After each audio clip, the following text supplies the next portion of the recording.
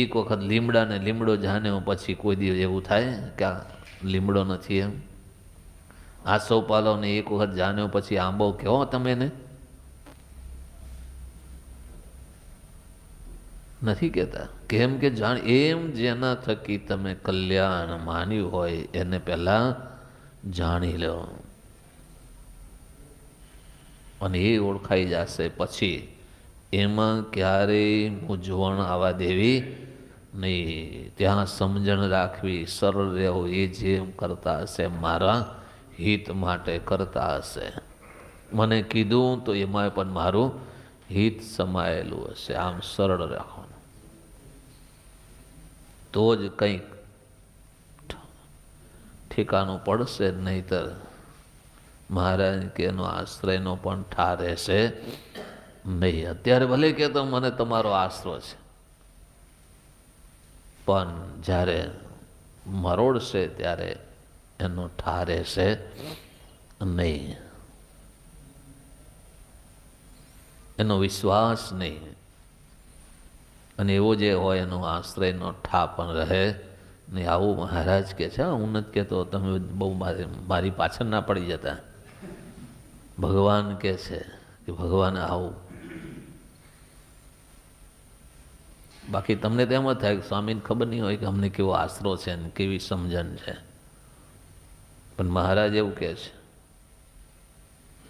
જો પ્રવૃત્તિ ગુણ અવગુણની થઈ એટલે સમજવાનું તમારી સમજણમાં આશ્રયમાં ફેર છે.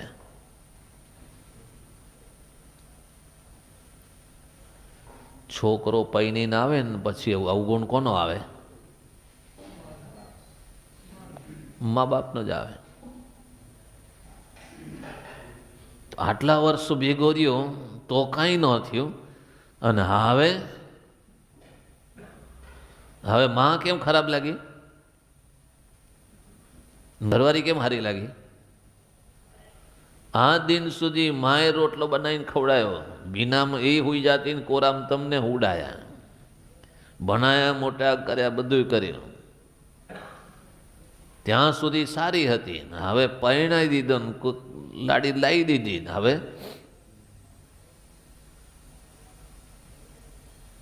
એ હારી લાગી ને ઓલી માં ખરાબ લાગી, માન છોડી દીધી.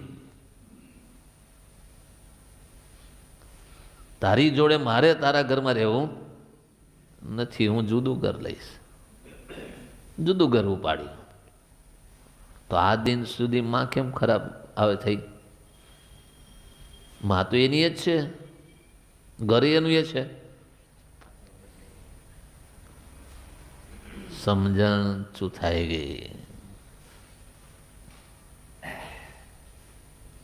ભગવાનની મોટપ, માની મોટપ ભૂલાઈ ગઈ. એ સમયે જ સમજણમાં નહોતો કે આ મારી માં છે, મારા હિત માટે કરે છે. હવે એને એમ થઈ ગયું કે હવે મારું હિત કરનારી તો આ આવી છે ને એ છે મારું હિત કરનારી. એ કોઈ હિત કરનારું છે નહીં. માં એ માં, બાકી વગડાના વા. માં જેવું કોઈ થાય નહીં. પણ આપણી સમજણમાં ફેર પડ્યો ને એટલે માને છોડી દીધી, માને જોડે રહેવાનું છોડી દીધું, અને નવું ઊભું કરે. અને ઊભું કરે એમાં તો પાછું હોય નહીં, પાછું હાથમાં તો પૈસો ન હોય તો શું કરે? મારો ભાગ આપી દે એટલે હું મારી રીતે શાંતિથી રહું. ખૂટે તો કે લોન લઈ લઉં, પણ બાકી એની ભેગું તો નથી જ રહેવો. એટલે જે સ્થાનમાં રહી, જેની જોડે રહીને આવડો મોટો થયો, આવડી સમજણ આપી, તારા હવે એને બદલા. એમ આધ્યાત્મિક માર્ગમાં પણ એવું છે. ભગવાન આપણા બધા કામ કરે ત્યાં સુધી ભગવાન હારો, ભગવાન ન કરે એટલે ભગવાન કેવો? ભગવાન કેવો? ભગવાન નકામો, હવે ભગવાન નહીં ભજવાય, ભગવાન નકામો થઈ ગયો, દયા વગરનું થઈ ગયો.